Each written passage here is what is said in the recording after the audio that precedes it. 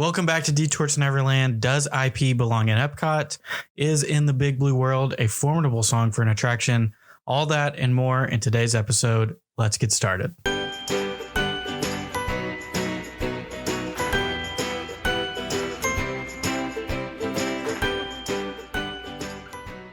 So welcome back to Detour to Neverland. Today's episode number 229. We are continuing our storytelling series today, and today's attraction is The Seas with Nemo and Friends, which, judging off our listener comments before we even got started, this is a very controversial attraction.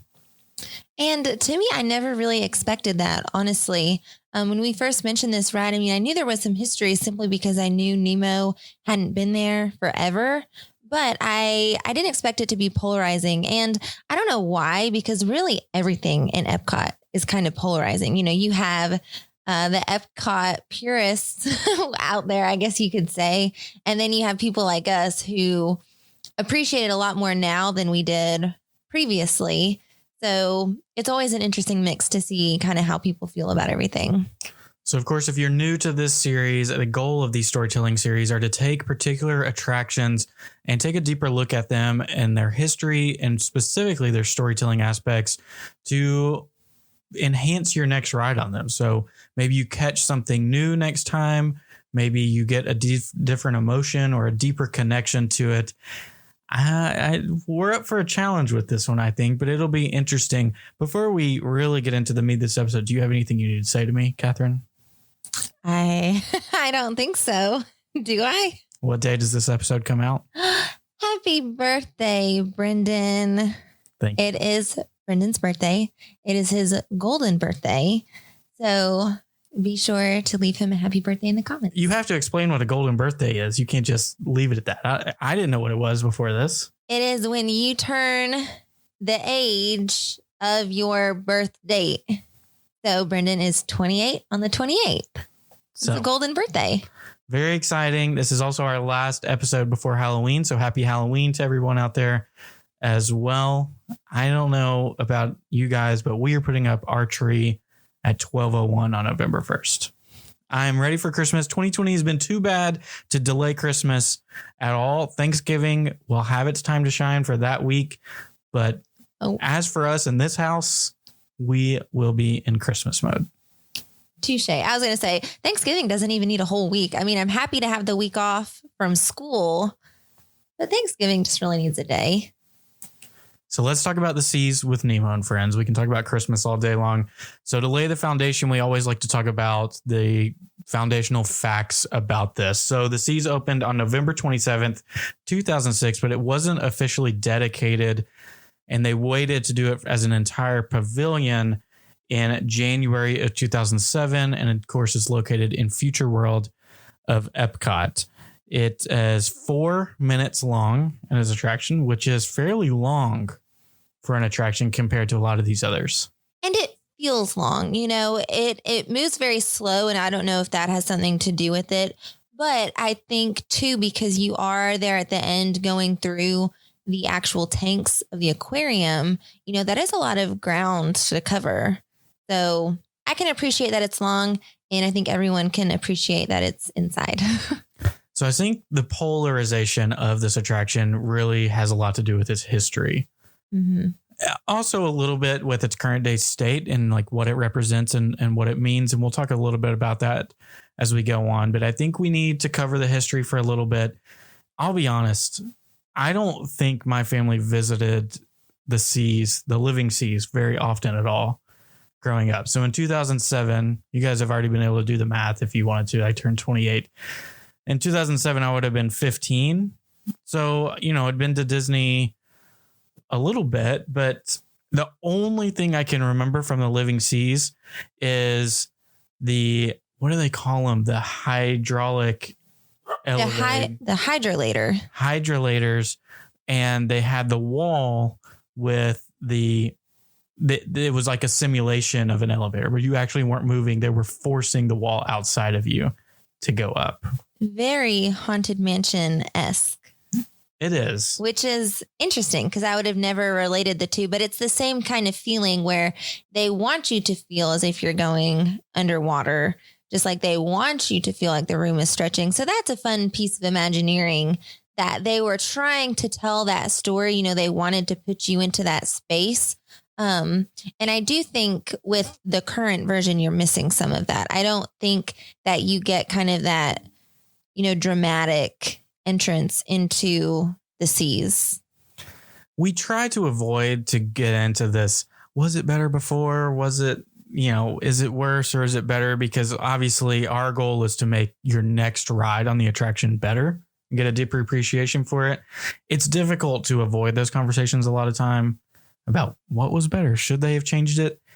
Say it again. Hydrolator. I'm not going to be able to remember that. The hydrolators were a really cool part of this that they could have found a way to work this into Nemo. Because I even think since the wall was moving, you could have probably put some sort of screen or something, to make it, I don't know, appear that you were going down deeper into the ocean. Even in Nemo, it shows those different levels of the ocean, where it gets really dark and kind of scary. I think they could have had a lot of fun with it.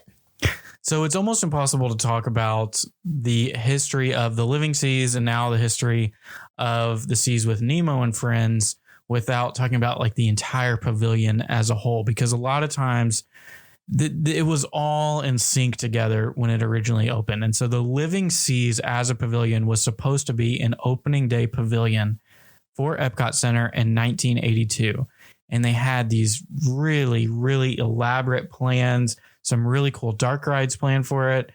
It looked like it was going to be the city where Jar Jar Binks is from, the Gungan village, but that didn't come to fruition. And because it was going to be such a gigantic task, they kept delaying it. They said they needed to do more research and more Imagineering to get it ready. So it didn't open until 1986. So a full 4 years after Epcot opened, there's just this empty plot of land that the living seas of where it was supposed to be sitting.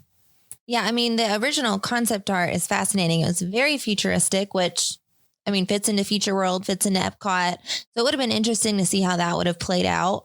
But when we think about the dark ride, so I think that's particularly interesting as far as what Disney had originally planned for this area. They wanted pretty much a giant dark ride.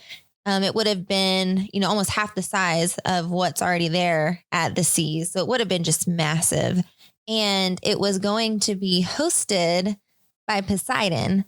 And he was going to be showing you around, the seas and everything.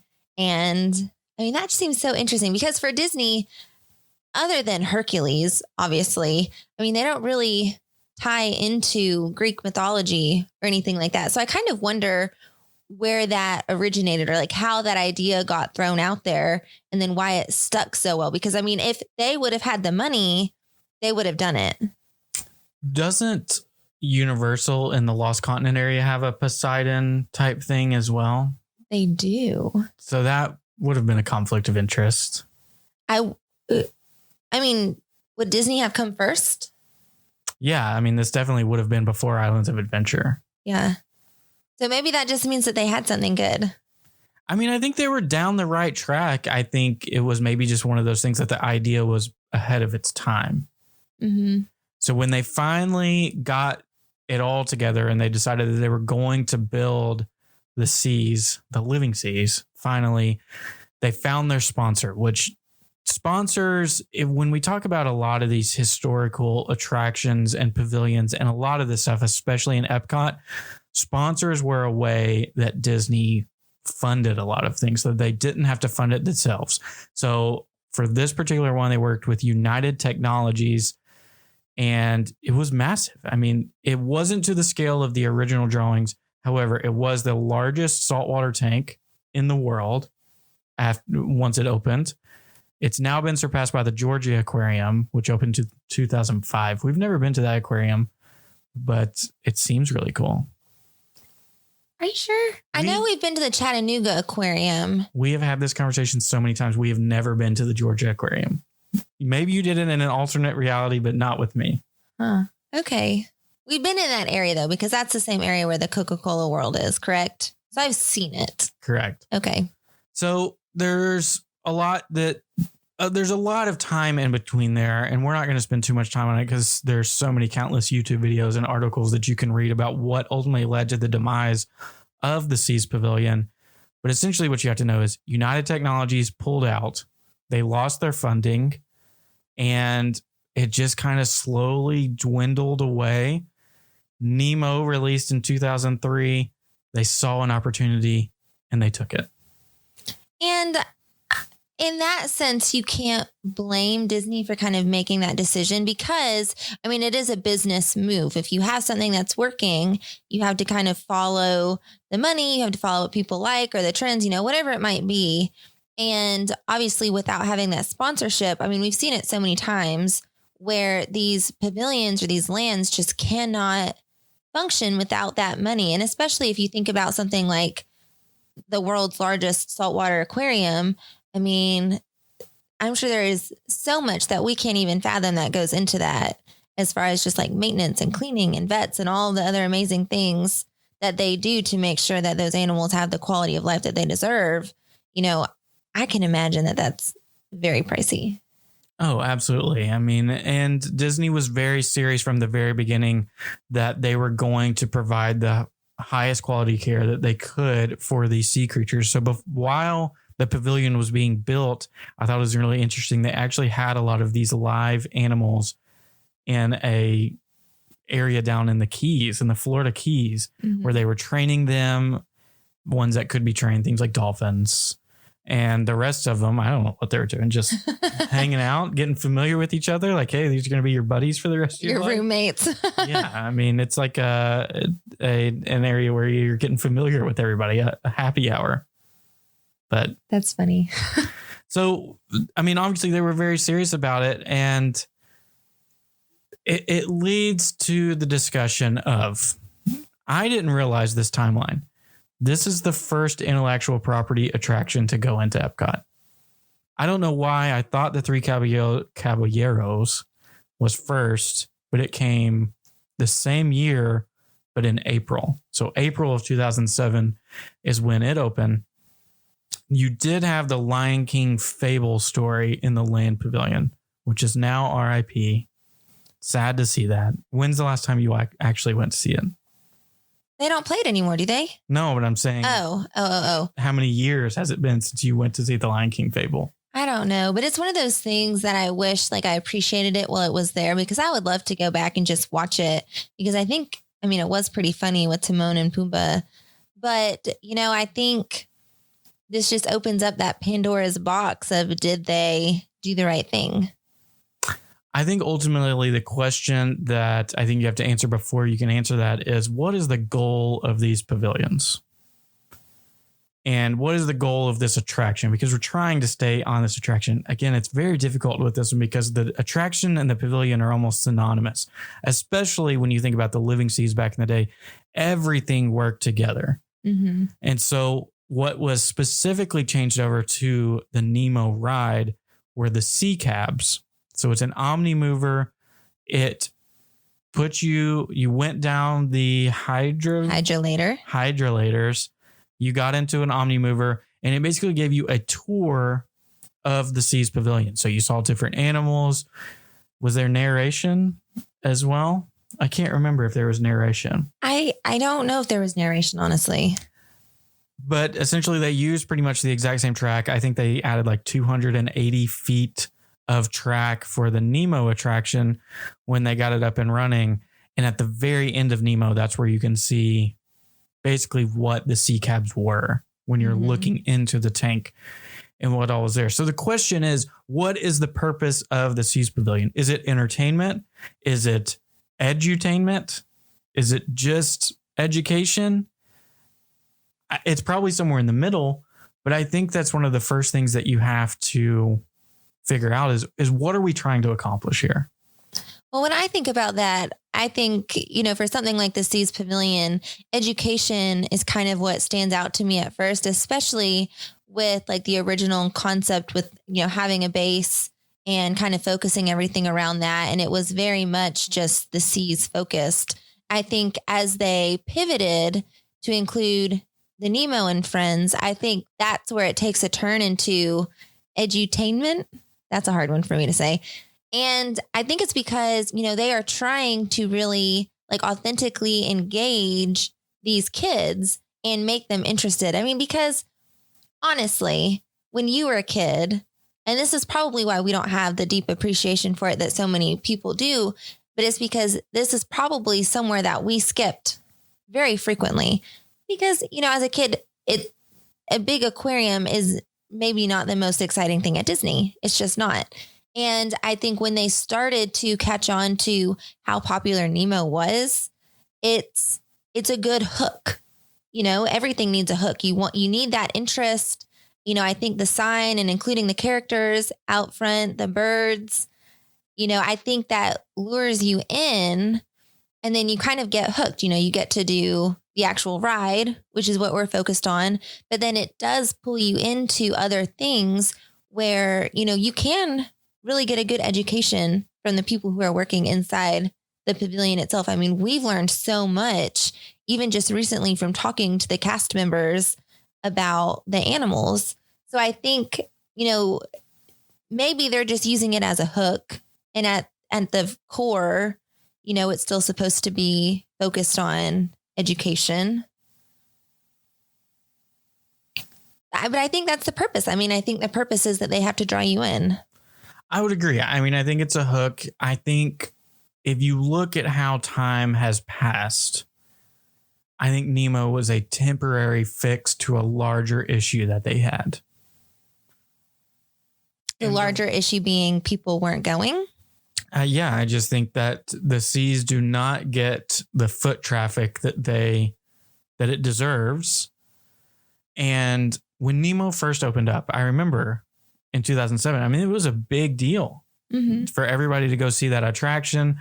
I didn't realize that at the time, but there was probably people out picketing in front about intellectual property entering into the pavilion. But, it was a lengthy wait that you had to do. And you got very familiar with that queue, which I want to talk about in a minute. We will, yeah. But, I think nowadays, do you ever wait to go on Nemo?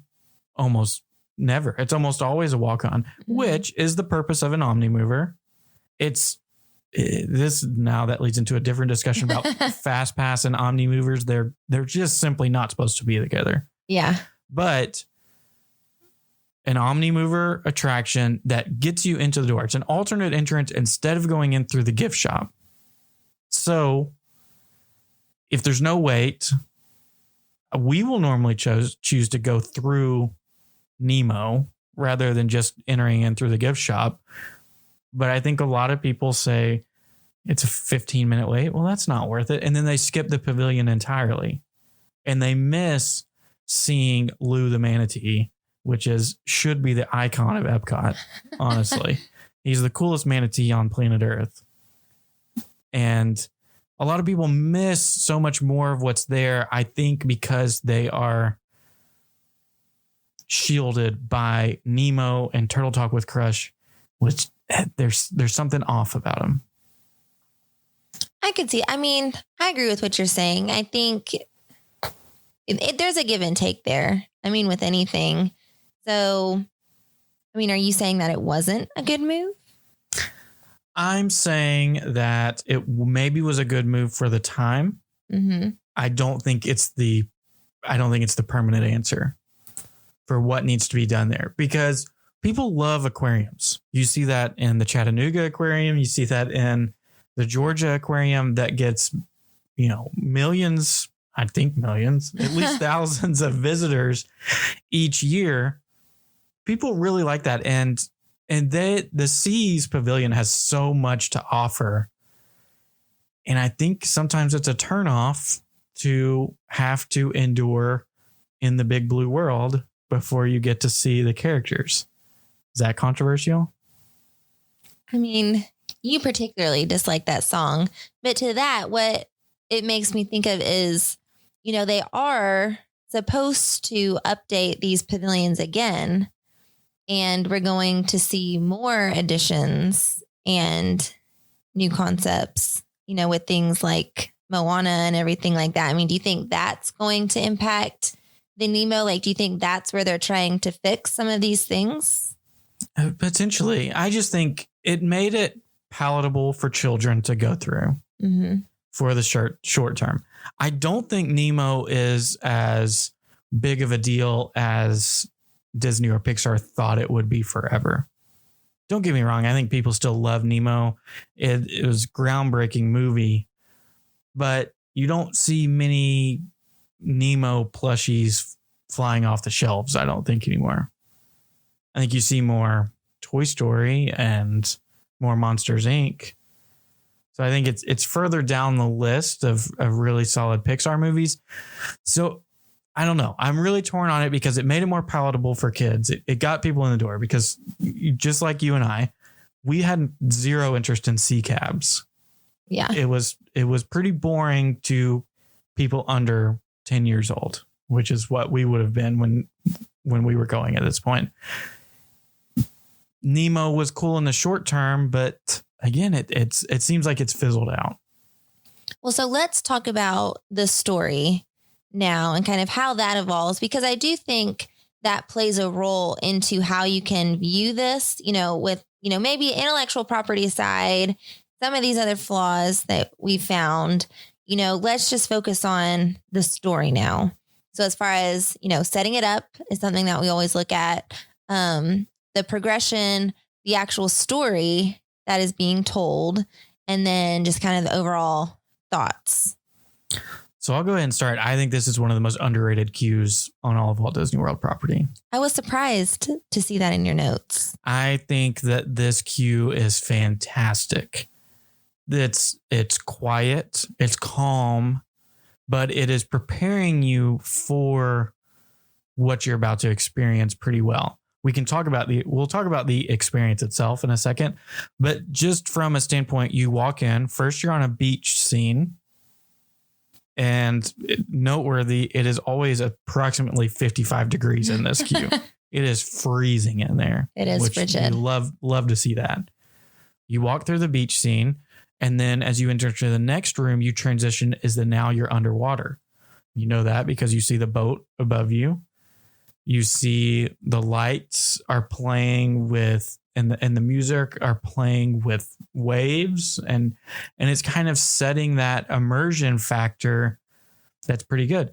You don't get to truly appreciate it as much. I can't believe I'm saying this, because you don't wait in the queue nearly ever, unless you're on a crazy busy day. And I would say most families probably skip it. If there was a way, you probably would skip it. I will say, I feel like you oftentimes miss a lot of those details too, because it is very dark in that queue. And again, it makes sense because if you are underwater, it would be dark, and it is setting kind of that serene feeling.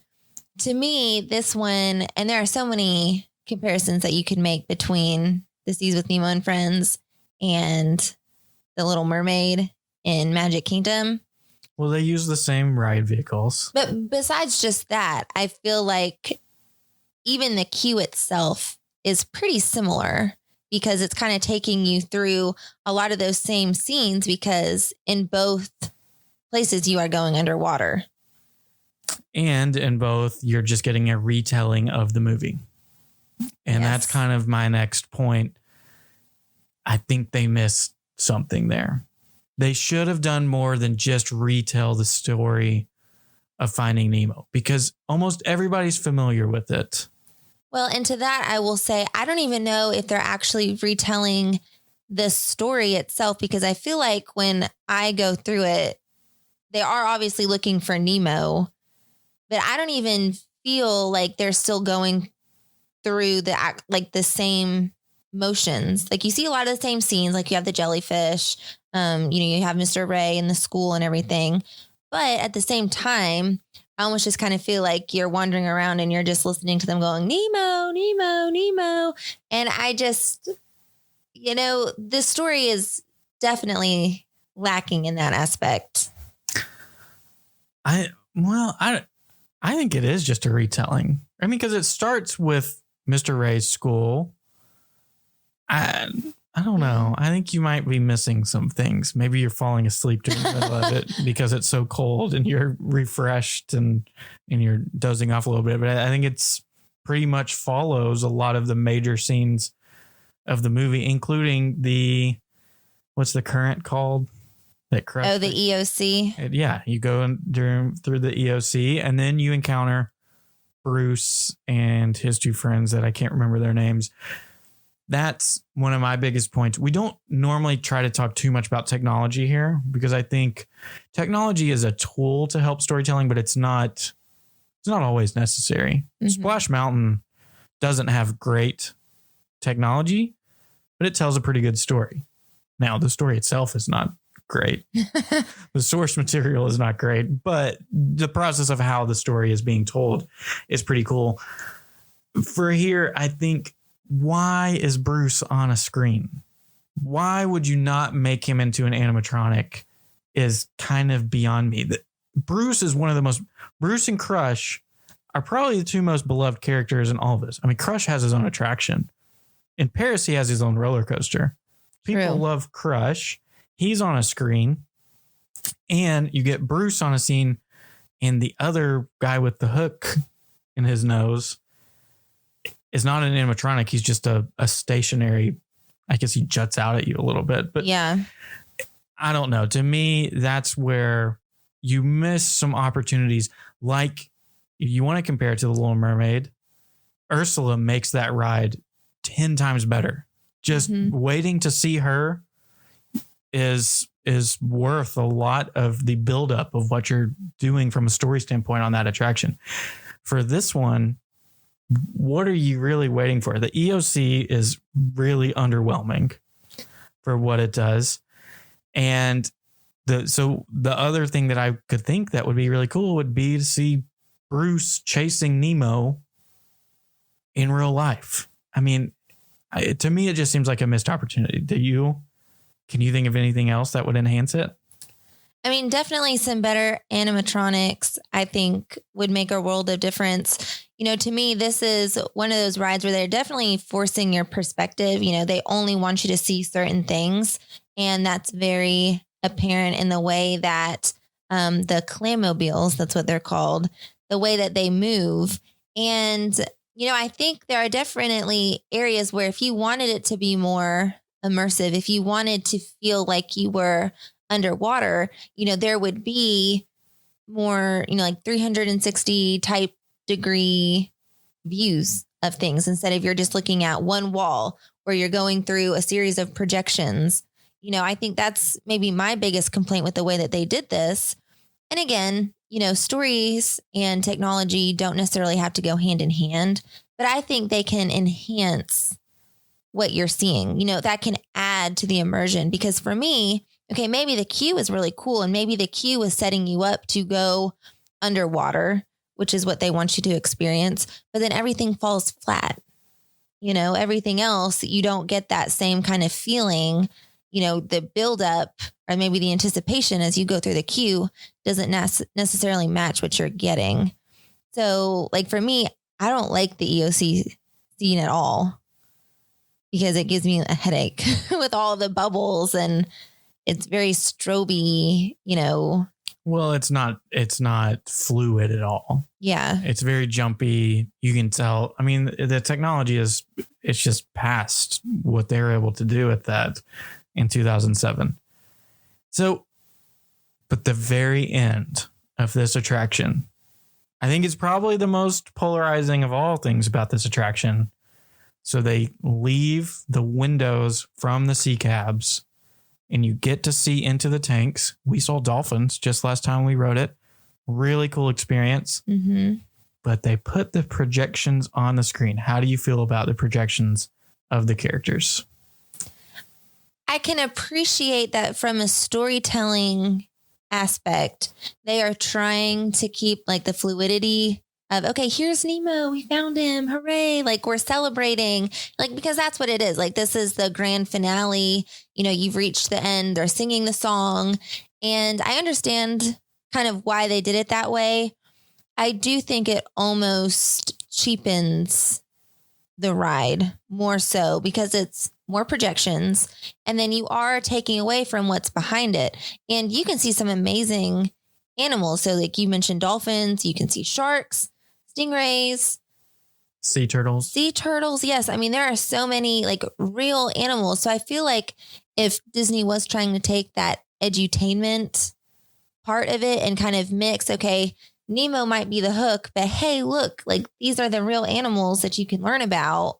Here they are. This is where we're going to drop you off. Like, go explore. You know, it's taking that away from it, I feel like. I agree. It just seems really cheap to me. And it's really a shame. And it kind of also goes with the song, which we mentioned before. Which you mentioned. I mentioned. In the Big Blue World is not even from Finding Nemo, which is the weirdest thing for me. It's from the musical that they do at Animal Kingdom, which we love. I love that musical. And again, it is kind of underrated. The musical? Yeah. Oh, we know a lot of people who skip it just because maybe they're not very interested in the Finding Nemo, or maybe they don't like the music. I don't know, whatever it is, but that's well done. It is a fantastic production. And like you said, a lot of people skip it and don't go to it because it is really long. Mm-hmm. That's probably the major issue with it. But again, that's like 55 degrees in there too. You can see your breath in there, I think, whenever you go. But think about it from someone's standpoint who's never been to Disney's Animal Kingdom or who has never seen that show. Where did In the Big Blue World come from? I think that's where it gets confusing about you're retelling the story of Finding Nemo, and then you play a song from a musical at a different park. Now, you deal with a little bit there of Finding Nemo doesn't have very much music to pull from. Do they have any? Besides just like instrumental. I believe it's all just instrumentals and scores. So I think that's the issue that you deal with. But I almost wish, we've been bashing it a little bit. I do still enjoy this ride, honestly. I still like going on it because it's calming. It's a great way to enter into the pavilion and get to some of our favorite areas that we get to. I mean, we have fallen in love with the seas since moving down here. We go there every single time that we go to EPCOT now. We go see Lou, we go see the stingrays, and even the magic of Disney's Animal Kingdom show on Disney Plus that we've loved so much.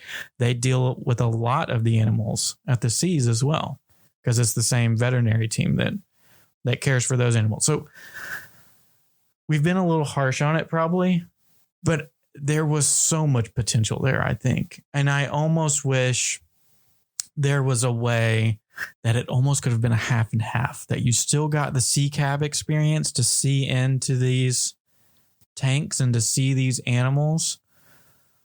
Or I almost wish they went all the way in on education. And you say, here's Mr. Ray. He is a stingray. Here is a real life stingray and what these look like. Here is Nemo. He's a clownfish. Here's what a real life clownfish looks like. And I realize that's a little bit difficult with the gigantic tank that they have.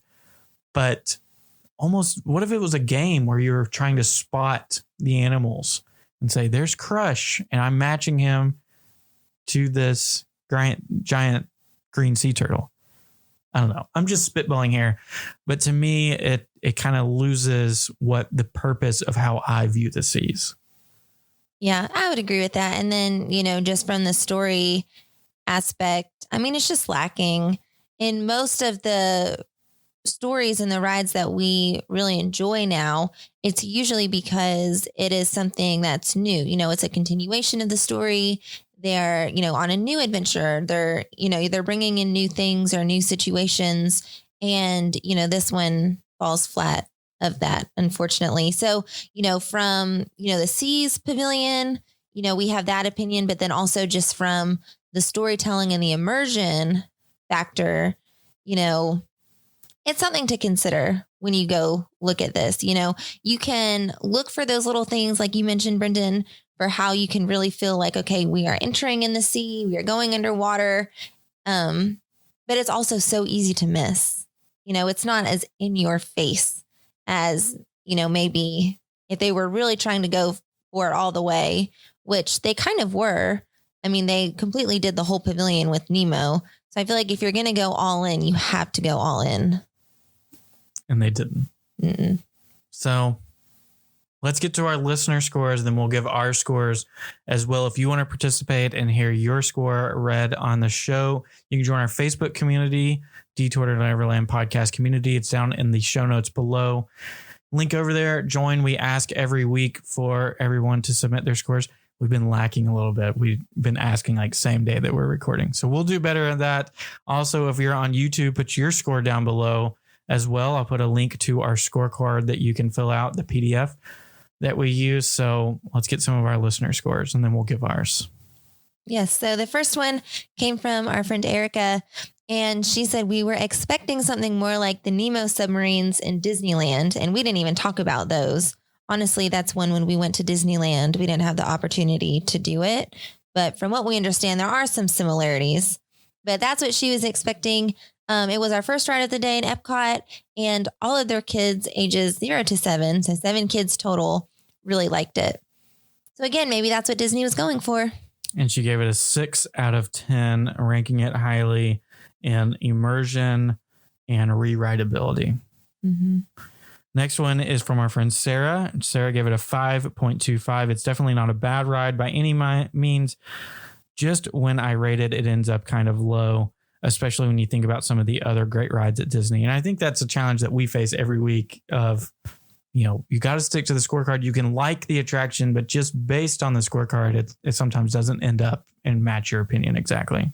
Which is funny how that happens. Like when you really put like a critical eye to it, or when you match it up. That happens to me all the time. That happened with this one too. Spoiler alert.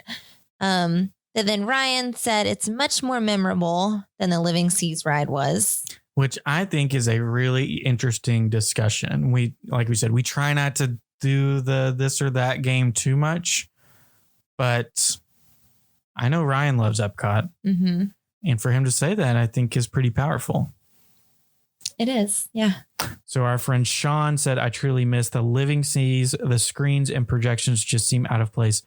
1.75. Low score from Sean. That's got to be the lowest score I think we've ever seen. Well, I feel like other people have given things like a 0 before. Mickey's Fun Wheel or the Pixar Pal Around definitely got a lower score. Okay. Yeah. That probably got like a 0.25 from us. So then Katie said that she's giving it around a 2. It's been a while since I've been on it, but I don't really understand what makes it special. I felt the same way about the submarine ride in Disneyland. Turtle Talk with Crush is hilarious, and the Animal Kingdom Finding Nemo musical is my favorite. We definitely don't need another Nemo attraction, especially one that takes up so much space. Which again, that's an interesting proposition. Is there too much Nemo in the parks? I actually never thought of that until Katie mentioned it, but it is pretty unique for Disney to latch on to something so much and to put it in so many different spaces. I mean, we obviously see that a lot where they're going to take something from Disney World and incorporate it into Disneyland and vice versa. But then to also include it in Animal Kingdom the way that they have, I don't know if they just had space that they didn't know what to do with. I mean, we didn't look at this beforehand, but was Finding Nemo that popular? I mean, did it just rock? Yeah. It killed. Did it? Yeah. Okay. I don't know the exact numbers, but it was a major box office hit. So, I mean, I guess that has something to do with it. We've seen, I mean, obviously Disney does that with anything that's a big hit. Frozen, quickly got its own attraction and different things like that. So, I mean, they follow the money. I mean, to think that, I know it's a much newer movie, so it's a different conversation, but Nemo has more attractions than Frozen, which is hard to believe. I don't think that'll be true in 15 years. But do they though? They have it. They have a show in Disneyland and Disney World, or in Hollywood Studios. And they have their own attraction, and they're getting their own land, correct? And not here. Well, yeah, not here, but in an international park. Yeah. So at the least they're even right now. Okay. I'm just saying. Yeah, I know what you mean. I just had to. I don't know if Nemo has stuck multi-generational as much as they thought it would. Mm-hmm. It's not like Toy Story. And part of that is because Toy Story has 4 movies or 3 movies in your mind. Yeah, just 3. Only 3. You have Finding Nemo and you have Finding Dory. I think Finding Dory did not do nearly as well as they wanted it to. Mm. And so, I don't know. It's just interesting to see how things have latched on. Last one is from our friend Jill. Jill says, completely different answers depending on if there's kids or not.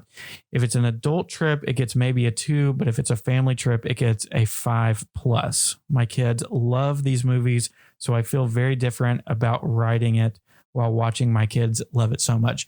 I think that's interesting. I think our niece will probably really enjoy this ride soon. She is being Dory for Halloween. That's what I was going to say. So that's a big plus for this ride if she gets to see Dory. I realize now that I said that Crush and Bruce were the 2 coolest characters outside of Nemo. Dory's pretty cool. Yeah, you can't forget about Dory. But yeah, I think that's interesting that it's one of those where you enjoy seeing other people enjoy it. And that's always a cool aspect of a lot of these attractions as well. So answer is, if you're not enjoying it, find a random kid and take it on, take you with them. Try it out. Yeah. Try it with a kid. All right, Catherine, what is your score? Okay. So my score, this is probably one of the lowest ones that I've ever done. I think that's fair to say.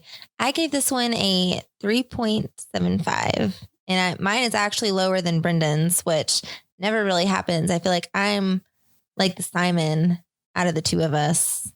Would you consider yourself to be a Randy or a Paula? I'm a Randy. It's a no from me, dog. I gave it a 4.75, which I don't know. I was maybe generous in a couple of areas. Like I said, I really do like this attraction.